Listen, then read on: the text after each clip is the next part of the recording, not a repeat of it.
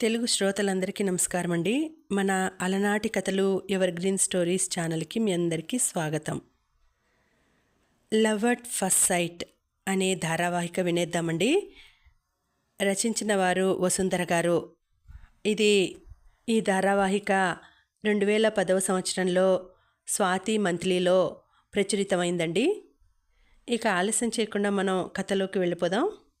Video చూసిన వెంటనే like చేసి షేర్ చేసి తప్పకుండా సబ్స్క్రైబ్ చేసుకోండి. మన ఛానల్ని బెల్ ఐకాన్ యాక్టివేట్ చేసుకోండి. ముందుగా ఉపోద్ఘాతం. భూమి మీద పడ్డాక మనిషికి ఒకటి కాదు రెండు జీవితాలు. కన్నవారి అనుబంధంతో మొదలయ్యేది మొదటిది, భాగస్వామి అనుబంధంతో మొదలయ్యేది రెండవది.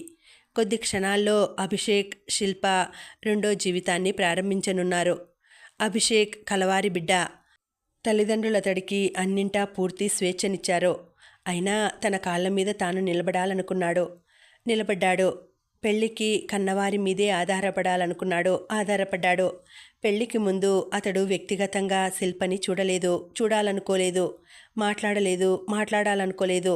అయితే శిల్ప అతడి జీవితంలోకి రావడంలో పెద్దల కంటే విధి ప్రమేయమే ఎక్కువ. శిల్ప మధ్యతరగతి అమ్మాయి. తండ్రి స్వేచ్ఛనివ్వలేదు, తల్లికి స్వేచ్ఛనిచ్చే స్వేచ్ఛ లేదు. స్వేచ్ఛ కోసం ఉద్యమించిందామే. అందులో భాగంగా తండ్రి నిర్ణయానికి తలొంచి, అభిషేక్ ముందు తలొంచి తాళి కట్టించుకోవడం విధి ఆడిన వింత నాటకం. అయితే ఆమె ఇంకా తలొంచాలనుకోవడం లేదు.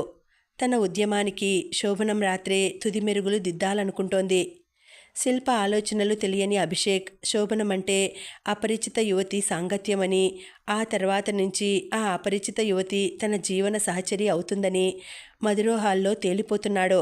ఏదేమైనా ఆ సమయం రానే వచ్చింది. విశాలమైన గది మధ్యలో పూల పాన్పు. దానిమీద కూర్చున్నాడు అభిషేక్. అతడి చూపులు మూసి ఉన్న గది తలుపుల మీదనే కేంద్రీకృతమై ఉన్నాయి.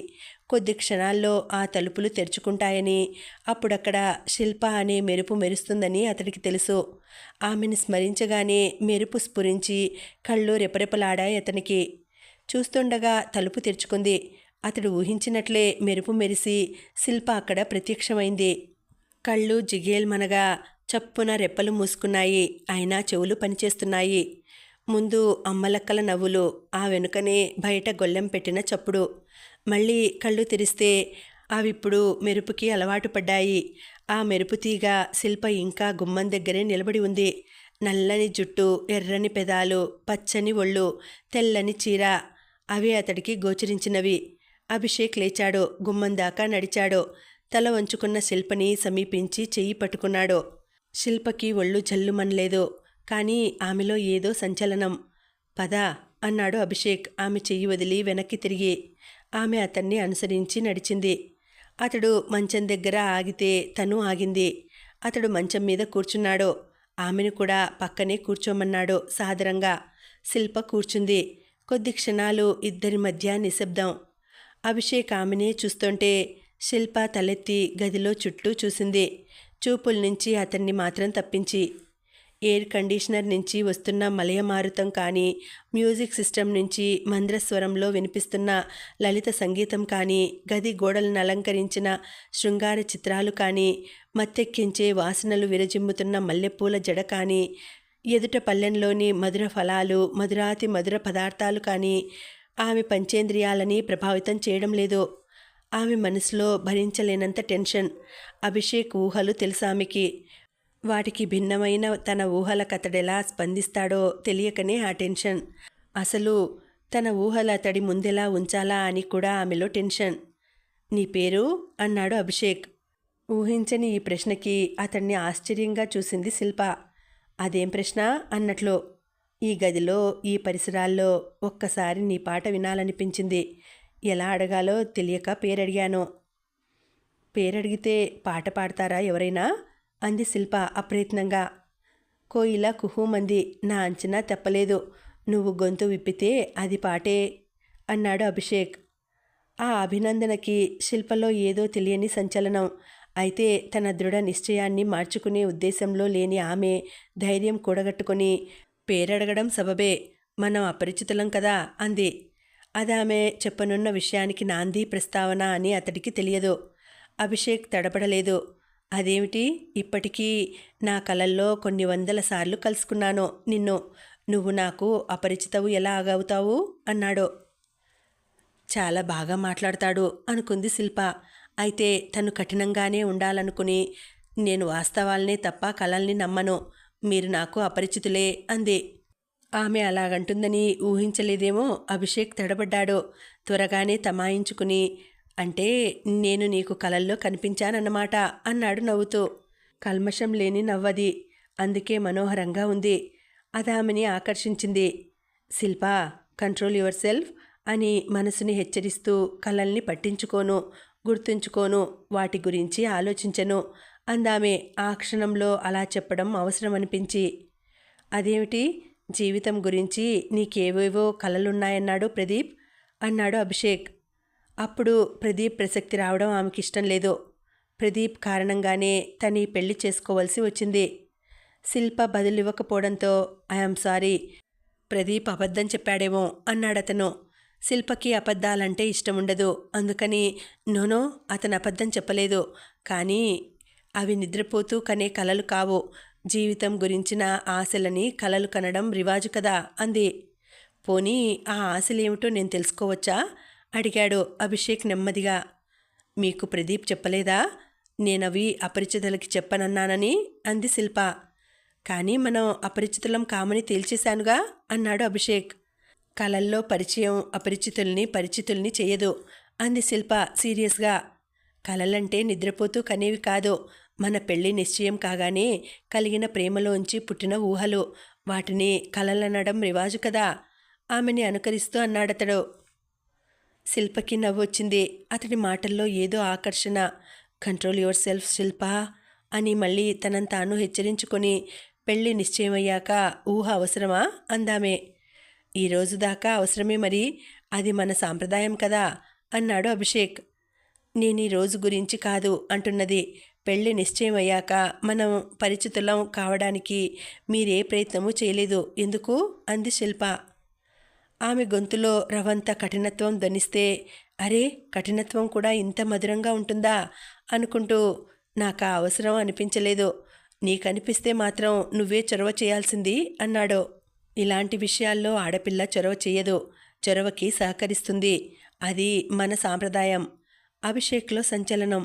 మనసులో ఏదో ఆశ. అతడు చటుక్కున ఆమెకి దగ్గరగా జరిగి, ఇలాంటి విషయాలంటే అని అడిగాడు. శిల్ప కూడా చటుక్కున దూరంగా జరిగి, ప్లీజ్ నాకు దగ్గరగా రావద్దు అంది. ఆమె గొంతులో అసలు సిసలు అభ్యంతరం ధ్వనించడంతో ఉలిక్కిపడి, ఎనీ ప్రాబ్లం అన్నాడతడు. అభిషేక్ వైపు చూస్తూ శిల్ప అవునన్నట్లు తలాడించి, నేను చెప్పేది శ్రద్ధగా వినాలి, అపార్థం చేసుకోకూడదు అంది. అభిషేక్ చప్పున దూరం జరిగి, ముందిది చెప్పు, నేనంటే నీకిష్టమేనా అన్నాడు. అదెలా చెప్పగలను, మనం అపరిచితులం అంది శిల్ప నెమ్మదిగా.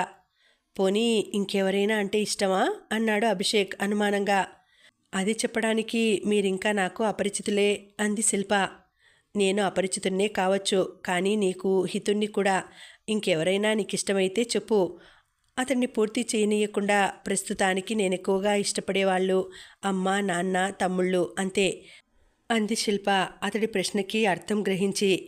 అభిషేక్ తేలికగా నిట్టూర్చి, పోనీ నేనంటే అయిష్టం లేదు కదా అని అడిగాడు. ఇంతవరకు లేదు అంది శిల్ప. ఇది శోభనం గదిలా లేదు, ఇంటర్వ్యూకి వెళ్ళినట్లుంది అనుకున్నాడు అభిషేక్. ఆమెతో ఎలా వ్యవహరించాలా అని కొంతసేపు ఆలోచించి, ఇంతకీ నువ్వు నాకు చెప్పాలనుకుంటున్నదేమిటి అన్నాడు. లోకం దృష్టిలో మనం ఇప్పుడు దంపతులం, కానీ నా దృష్టిలో అపరిచితులం మాత్రమే. కొంతకాలం పాటు ఒకరి అభిప్రాయాలు ఒకరు పంచుకుంటూ, ఒకరి అభిరుచులొకరు తెలుసుకుంటూ, ఒకరినొకరు అర్థం చేసుకునే ప్రయత్నం చేద్దాం అంది శిల్ప. ఎందుకు అన్నాడు అభిషేక్ ఆశ్చర్యంగా. మన మధ్య పరిచయం అనుబంధం కావడానికి అంది శిల్ప. ఈ మాత్రం తెలియదా అన్నట్లు ముఖం పెట్టి. మనమిప్పుడు పరిచితులమేనని నా ఉద్దేశం అన్నాడు అభిషేక్. మనకి ఒకరి పేర్లొకరికి తెలుసు, ఒకరి కుటుంబాల గురించి మరొకరికి తెలుసు, కానీ అదే పరిచయం కాదు. మనిద్దరికీ ఒకరి గురించి మరొకరికి అన్నీ తెలియాలి అంది శిల్ప. అయితే నీకు తెలియదేమో, మనకి బాగా పరిచితులు అనుకున్న వారి గురించి కూడా పరిచయం పెరిగిన కొద్దీ కొత్త విషయాలు బయటపడుతుంటాయి. ఎన్నేళ్ల పరిచయమో అయినా తెలుసుకోవడం సాధ్యం కాదు. ఎలా చెప్పగలరు? మా తాతగారి పెళ్ళై 50 ఏళ్ళు దాటింది. ఇప్పటికీ బామ్మ పూర్తిగా తనకు అర్థం కాలేదని ఆయన అంటారు. ఆయన గురించి బామ్మ అదే అంటుంది అన్నాడు అభిషేక్. అందుకు కారణం నాకు తెలుసు అంది శిల్ప తడుముకోకుండా. వాళ్ళు పెళ్లికి ముందు పూర్తిగా అపరిచితులు. అయినా పెళ్లి చేసుకున్నారు. ఒకరితో ఒకరికి పొసుగుతుందా అన్న ఆలోచనే వారికి లేదు. కలిసి జీవించాలనుకున్నారు, జీవిస్తున్నారు.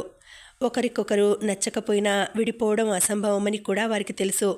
అందువల్ల ఒకరినొకరు అర్థం చేసుకోవడం కంటే సర్దుకుపోవడానికే ప్రాధాన్యం ఇచ్చారు. సర్దుకుపోయే వాళ్ళ మధ్య స్నేహభావం, అవగాహన ఎప్పటికీ పెరగదు. అన్ని వేళలా సర్దుకుపోవడం అసాధ్యం కాబట్టి అప్పుడప్పుడు వాళ్ళ అసలు స్వభావాలు బయటపడి వాళ్ళ మధ్య గొడవలు వస్తుంటాయి. అది అహాల మధ్య పోరాటం కావడంతో ఆ గొడవలు కూడా అవగాహనకి దారి తీయవు. బలవంతుల అహం బలహీనుల అహాన్ని జయిస్తుంది. బలహీనులు సర్దుకుపోతారు. అభిషేక్ ఆశ్చర్యంగా ఆమెను చూస్తూ ఆమె చెప్పేది వింటున్నాడు. 20లో పడి ఆరంభ దశలో ఉన్న ఓ మధ్యతరగతి అమ్మాయి 21వ శతాబ్దపు ఆలోచనల లోతు అతని అవగాహనకి అందడం లేదు. ఇప్పుడు చెప్పిన విషయాలను అనుసరించి నీ అభిప్రాయంలో బలవంతుడంటే మగాడు, బలహీనురాలు ఆడది, అవునా అన్నాడతను. శిల్ప తల అడ్డంగా ఊపి, బలాబలాలు ఇంటింటికి మారుతుంటాయి. మా అమ్మ ఉద్దేశంలో మా ఇంట్లో బలం నాన్నది, బాబా ఇంట్లో బలం పిన్నిది అంది. అత్తయ్య గారి ఉద్దేశంలో అంటున్నావు, మరి నీ ఉద్దేశంలో వేరా అన్నాడు అభిషేక్. మళ్ళీ తల అడ్డంగా ఊపింది శిల్ప.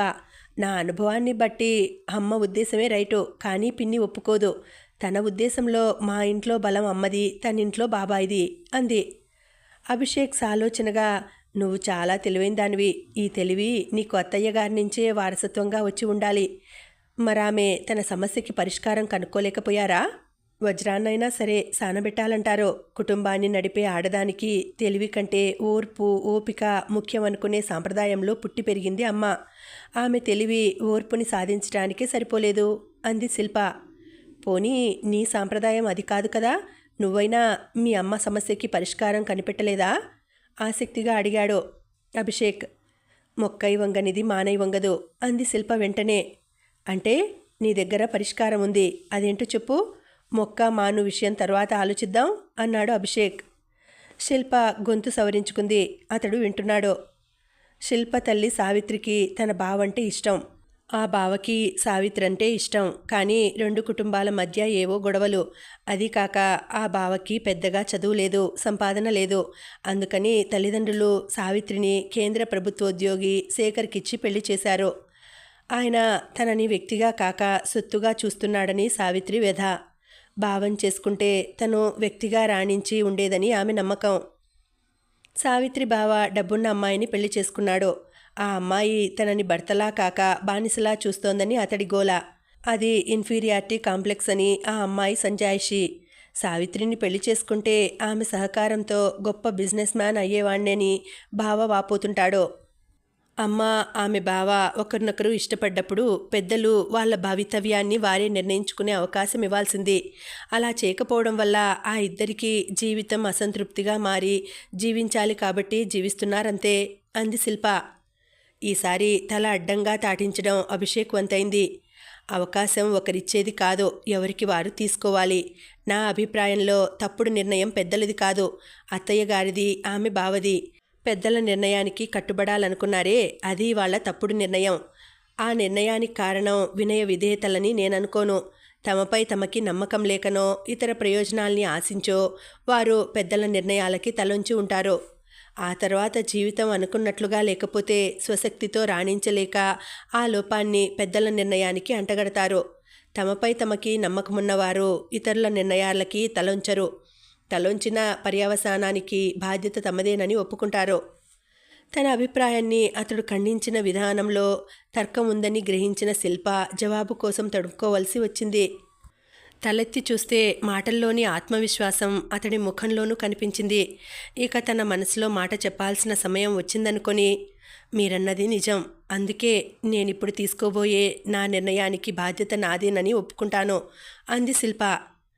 ఇది మన శోభనం రాత్రి, ఇప్పుడు నిర్ణయం గురించిన మాటలేమిటి అన్నాడు అభిషేక్ ఆశ్చర్యంగా శిల్ప వైపు చూస్తూ. ఆలోచించండి, ఈ నిర్ణయం ఇప్పుడే తీసుకోవాలని మీకు అనిపిస్తుంది అంది శిల్ప. అంతకుముందు అసలు ఆ నిర్ణయం ఏమిటో నాకు తెలియాలి కదా, శిల్పతో అసంతృప్తిగా అన్నాడు అభిషేక్. ఇది 21వ శతాబ్దం. శాస్త్ర విజ్ఞానానికి ధీటుగా మనిషి మనసు ఎదుగుతున్న కాలం ఇది. అలాంటప్పుడు నేనెవరో మీకు తెలియక, మీరెవరో నాకు తెలియక ఒకరికొకరు సన్నిహితులు కావాలనుకోవడం అనాగరికం కదూ అంది శిల్ప. మధురమైన ఊహలతో గదిలోకి చేరి ఎంతోసేపటి నుంచి ఎదురుచూసిన అభిషేక్కి అనాగరికం అన్న మాట చెల్లున తగిలింది. What do you mean? ఈ గదిని అలంకరించిన వాళ్ళు, మనని గదిలోకి పంపిన వాళ్ళు, ఈ ఏర్పాట్లు, ఈ సాంప్రదాయం, మన చుట్టూ ఉన్న సమాజం అంతా అనాగరికమేనా అన్నాడతడు. అతడి మనసులోని ఆవేశాగ్ని తీవ్రత ముఖంలో ఎర్రగా కనపడింది. శిల్ప ఏమాత్రం చలించలేదు. ఆవేశపడొద్దు, నేను చెప్పేది వినండి. మన చుట్టూ ఉన్న సమాజం అనాగరికం కాదు. మన వాళ్ళెవరూ అనాగరికులు కారు. వాళ్ళందరూ మనం ప్రేమికులమని పొరబడ్డారు. వాళ్ళల్లో ఆ పొరపాటు అభిప్రాయం కలిగించింది మనం. అది తెలియక కాదు, కావాలనే అలా చేశాం. అభిషేక్లో ఆవేశం ఇంకా చల్లారలేదు. అయినా కొంత తమాయించుకుని, అయితే ఏమంటావ్ అన్నాడు. ప్రేమికులం అనుకొని వాళ్ళు మననిక్కడ చేర్చారు. అది నాగరికం. ప్రేమికులమయ్యాకనే మనం వారి అభిష్టాన్ని నెరవేర్చుదాం. అది నాగరికం అనిపించుకుంటుంది అంది శిల్ప. ఈ మాట పెళ్లికి ముందు చెప్పాల్సింది అన్నాడు అభిషేక్ అసంతృప్తిగా. మన పెళ్ళి మనకు అవకాశం ఇవ్వలేదు అంది శిల్ప. ఆలోచించి చూడు, మన పెళ్ళి నిజంగా నీకు అవకాశం ఇవ్వలేదు అన్నాడు అభిషేక్. మీరు ఆలోచించండి, మన పెళ్ళి నిజంగా నాకు అవకాశం ఇచ్చిందా అంది శిల్ప. ఇద్దరికీ ఒకరిపై మరొకరికి పరస్పర గౌరవం ఉంది. అందుకని ఇద్దరూ ఒకరి సూచనను మరొకరు మన్నించి ఆలోచనలో పడ్డారు. ఇప్పుడు కథ ప్రారంభం. జీవితం ఒక సమస్యల సుడిగుండం. అది అభిమన్యుడికి పద్మవ్యూహంలా థ్రిల్నిస్తుంది. థ్రిల్నిచ్చిన ప్రాణం తీయదన్న నమ్మకంతో కాబోలు సమస్యలను ఆహ్వానించడం మనిషికి వ్యసనం. మనిషికి ఇంకా చాలా వ్యసనాలున్నాయి. వాటిలో ప్రేమ కూడా ఒకటి కావడం మనిషి దురదృష్టం. నిజానికి ప్రేమ సుఖ సంతోషాలకి తిరుగులేని ఔషధం. అది మనిషికి దేవుడిచ్చిన వరం. మనిషి ఆ ప్రేమని కూడా సమస్య చేసుకుని సుడిగుండంలో చిక్కుకుపోతూ ఉంటాడు. మనిషికి ప్రేమ టీనేజ్లోనే ప్రారంభమవుతుంది. ఆ ప్రేమ ప్రభావం అమ్మాయిల మీదొకలాగా, అబ్బాయిల మీదొకలాగా ఉంటుంది. థ్రిల్ ఇద్దరికీ అనిపించినా అమ్మాయిలకుండే బరువు, బాధ్యత తమకి లేకపోవడం వల్ల అబ్బాయిల ప్రేమలో ఆత్రమే కానీ ఆలోచన ఉండదు. టీనేజ్లో వయసు ప్రభావం వల్ల అమ్మాయిల ప్రేమలో కూడా నమ్మకమే తప్ప ఆలోచన ఉండదు.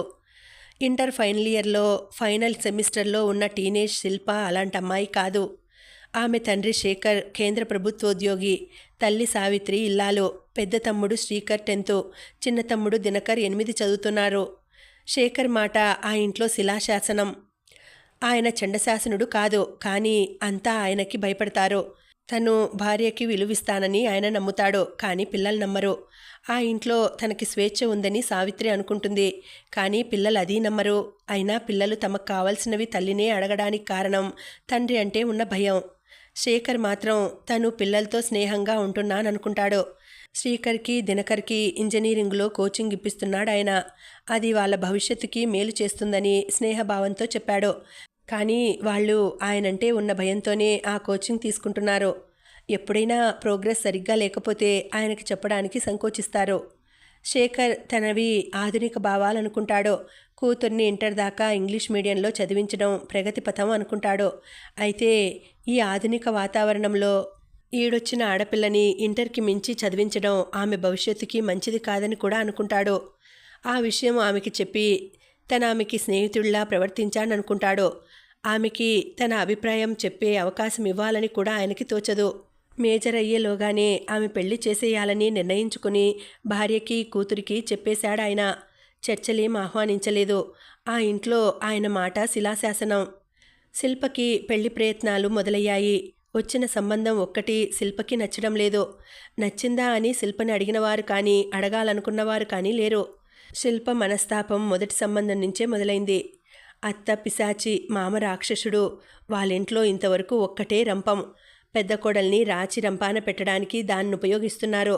రెండో కొడుక్కి సంబంధాలు చూడ్డం మొదలెట్టి ఇటీవలే మరో రంపం బేరం చేశారట. ఆ కొడుకులిద్దరికీ సంపాదన అంతంత మాత్రమే కావడం వల్ల పెళ్ళైన తల్లిదండ్రుల చాటునే ఉంటారట. ఒక ఆయన ఈ సంబంధం గురించి శేఖర్కి చెప్పి, ఆ పెద్ద కోడలిప్పుడు తల్లిదండ్రులు ఉండి అనాథ అయింది, నా కూతురికి ఆ గతి పట్టించలేక ఆ సంబంధం వదులుకున్నాను అని చెప్పాడు. అందువల్ల శేఖర్ ఆ సంబంధం జోలికెళ్ళడనుకుంది శిల్ప.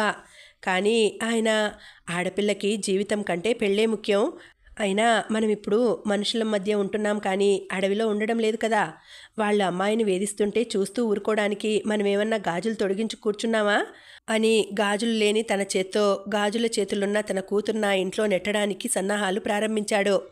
అప్పుడు శిల్పకి వరుడి కుటుంబం కంటే తండ్రే భయంకరంగా అనిపించి పొయ్యిలోంచి పెనం మీదకి వెడతానేమోలే అని సరిపెట్టుకుంది.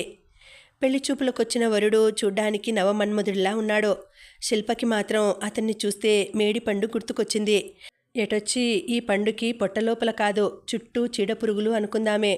ఆ సంబంధం తప్పించమని తన ఇష్టదైవం శ్రీకృష్ణుణ్ణి ప్రార్థించిందామే. ఆయన కరుణించాడో ఏమో, కొడుకు సంపాదన అంతంత మాత్రమే అయినా కట్నం 3 లక్షలకి ఒక్క పైసా తగ్గదని బిగిశాడు వరుని తండ్రి. వరకట్నం శిక్షార్హమైన నేరమని అడిగిన వారికి అడిగించుకున్న వారికి తెలుసు. కానీ అడిగిన ఆయన మీసం మెలేస్తూ దర్జాగా, మా వాడికి 10 లక్షలు ఇస్తామంటున్నారు, లేనివాళ్ళు కదా అన్న జాలితో మీకీ కన్సెషన్ అని దాత ఫోజు కూడా పెట్టాడు. అడిగించుకున్న శేఖర్, మీ అబ్బాయి 1 కోటి విలువ చేస్తాడు, కానీ నా తాహుతికి 1 లక్ష కంటే ఇచ్చుకోలేను అని కొంచెం నేరస్తుడిలా కొంచెం బిచ్చగాడిలా ప్రాధేయపడ్డాడు. త్యాగానికి హద్దుంటుంది, 3 లక్షలకి ఒక్క పైసా కూడా తగ్గేది లేదు అనేసి అక్కడి నుండి వెళ్ళిపోయాడు వరుడి తండ్రి. అంతా మన శిల్ప దురదృష్టం అని వాపోయాడు శేఖర్. దేవుడున్నాడు, నా మొర విని నన్ను కాపాడాడు అని మురిసిపోయింది శిల్ప. అయితే శేఖర్ ఆ సంబంధాన్ని పూర్తిగా వదులుకోలేదు. అందాక పక్కన పెట్టి వేరే సంబంధాలు చూడడం మొదలెట్టాడు. అలా మరో 3 పెళ్లి చూపులయ్యాయి. ఒకడికి మెల్ల, మరొకడికి చెవుడు, ఇంకొకడికి బట్టతల. అందరూ కూడా ముందు పెళ్లి కూతురికి అవకరమేం లేదు కదా అని రూఢీ చేసుకోవాలనుకున్నారు. ఆమె వాళ్ళు నడవమంటే నడిచింది, ఓకే అవిటిది కాదు. వాళ్ళు పాడమంటే పాడింది, ఓకే మూగమ్మాయి కాదు. వాళ్ళ ప్రశ్నలు విని బదులిచ్చింది, ఓకే చౌటమ్మాయి కాదు. వాళ్ళు పుస్తకం ఇచ్చి చదవమంటే చదివింది, ఓకే అందురాలు కాదు.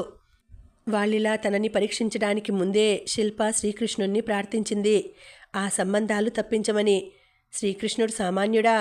మెల్లకంటివాడు, అబ్బే అమ్మాయికి చదువు తక్కువని పెదవి విరిచాడు. చెవిటివాడు, అయ్యో మగరాయిళ్లా నడుస్తుందేమిటని నిట్టూర్చాడు. బట్టతలవాడు, ఆహా శాస్త్రీయ సంగీతమే రాదా అని నొచ్చుకున్నాడు. శపించిన విమోచన మార్గం చెప్పడం అలనాటి మునుల రివాజు. వారికున్న శక్తులు లేకపోయినా అంతటి గౌరవాన్ని పొందుతున్న నేటి వరులకి అలాంటి రివాజు ఉంది. పెదవి విరిచినా, నిట్టూర్చినా, నొచ్చుకున్నా సర్దుకుపోవడానికి కట్నం కాస్త ఎక్కువ చేయమన్నారు. ఆడపిల్లకి కట్నమే ఒక శాపం, కానీ దాన్ని కాస్త పెంచడమే శాప విమోచనం కావడం పులి మీద పుట్రలాంటి దురదృష్టం. ఆ కాస్త శేఖర్కి మరీ ఎక్కువ కావడంతో అంతా మన శిల్ప దురదృష్టం అని వాపోయాడాయన. వరులకి తెలియలేదు, కానీ వాళ్లే శాపం అనుకుంటున్న శిల్పకి మాత్రం అది విమోచనంగానే తోచింది. దేవుడున్నాడు, నా మొర విని నన్ను కాపాడాడు అని మురిసిపోయిందామే. శేఖర్ పట్టువదలని విక్రమార్కుడు. ఆ పోలికకి న్యాయం చేకూర్చాలన్నట్లు అచ్చం శవాకారంలో ఉండే ఒక వరుణ్ణి వెదికి పట్టాడు. ఆ వరుడికి ఆదాయం ఎక్కువ, కట్నం ఆశ తక్కువ. అతడామెని చూసుకుందుకు వచ్చాడు. చూడవలసింది అతడే కానీ తను కాదని తెలియక శిల్ప అతన్ని చూసింది. తప్పుకి శిక్ష ఉంటుందిగా. చూసింది పట్టపగలైనా జడుసుకుంది. ఆమె మాత్రమే కాదు, చూసిన వారంతా మొదటిసారి కాబట్టి అతన్ని చూసి జడుసుకున్నారు. మొదటిసారి కాదు కాబట్టి శేఖర్ జడుసుకోలేదు. కానీ మిగతా వాళ్ల ముఖ కవళికలు చూసి అందం కొరుకు తింటామా అని మనసుకి సంజాయిషి ఇచ్చుకున్నాడు.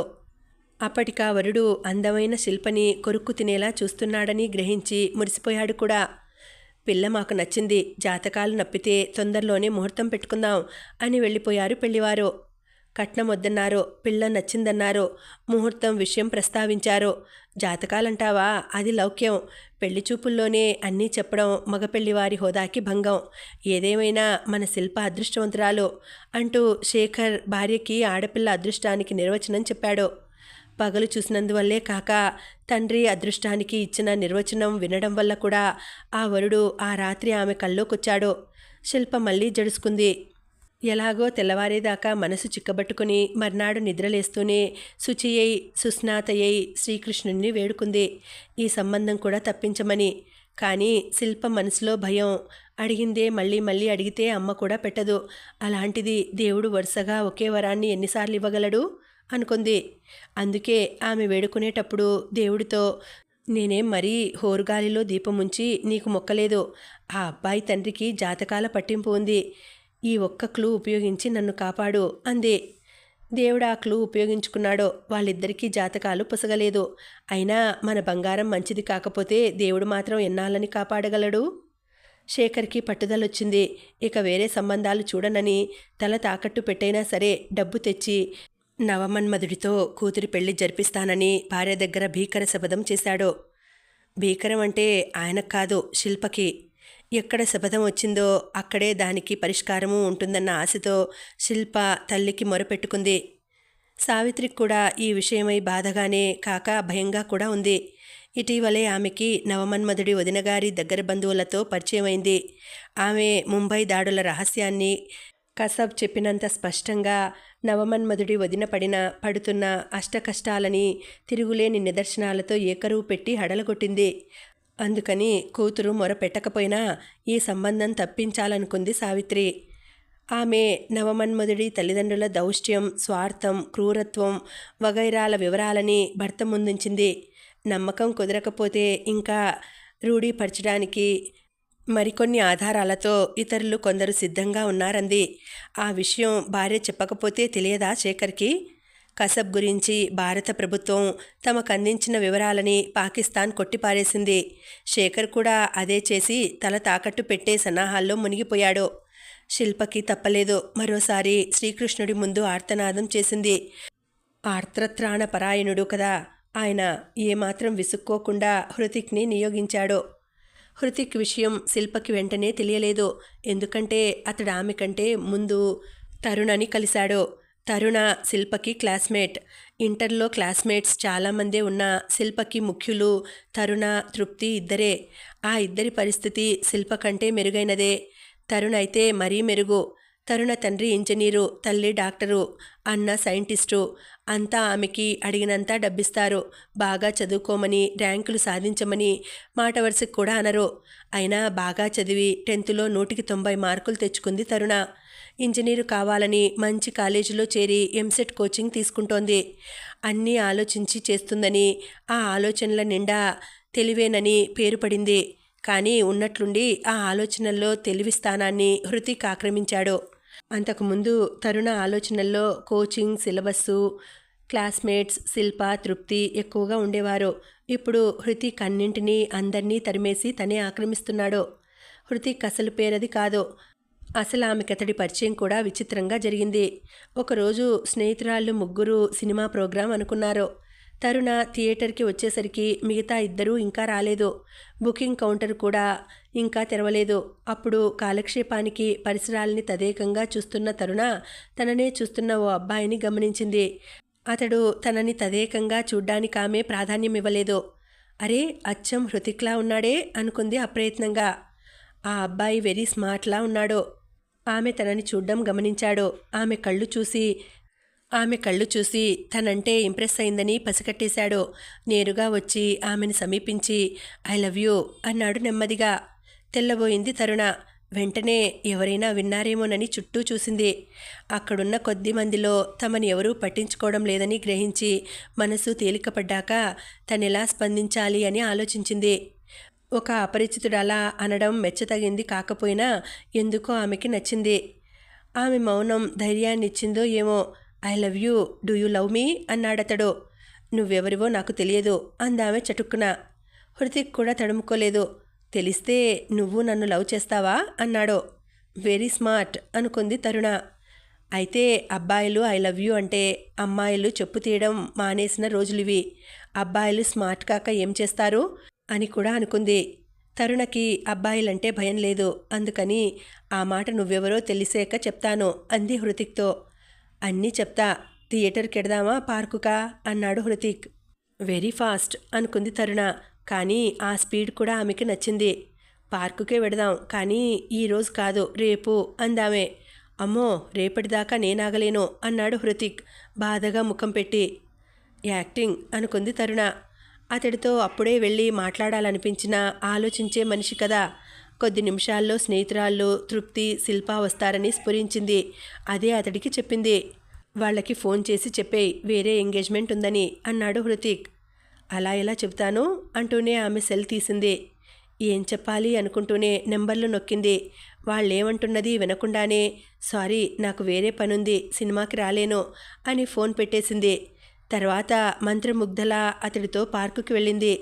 అది అందమైన పార్క్, కానీ తరుణకి పార్క్ కనిపించడం లేదు. చుట్టుపక్కల పువ్వులున్నాయా, మొక్కలున్నాయా, ఫౌంటైన్స్ ఉన్నాయా అన్న స్పృహ లేదు. అలాగే ఒకచోట కూర్చుంది హృతిక్ ఎదురుగా. నా పేరు అంటూ ఏదో చెప్పబోయాడతడు. అతన్ని ఆపింది తరుణ. హృతిక్ తప్ప ఇంకే పేరు నప్పదు నీకు. సరే అదే నా పేరు, హ్యాపీయా అన్నాడతడు. వెంటనే ఆమె తలాడించింది. 10th పాస్ అయ్యాను, ఇంకా చదవమని ఇంట్లో వాళ్ళ పోరు, కానీ నేను వింటానా, 10th నా చదువుకి ఫుల్ స్టాప్ అన్నాడతడు. అంటే ఈ హీరోకి చదువులేదు. తరుణ మనసులో కొద్దిగా నిరుత్సాహం. చదవాల్సిన వయసులో చదవకుండా ఏం చేస్తావు అందామే. చదువుకి వయసేమిటి? నా ఫ్రెండ్ పెదనాన్న ఒక ఆయన ఇంకో 2 ఏళ్లలో రిటైర్ అవుతాడు.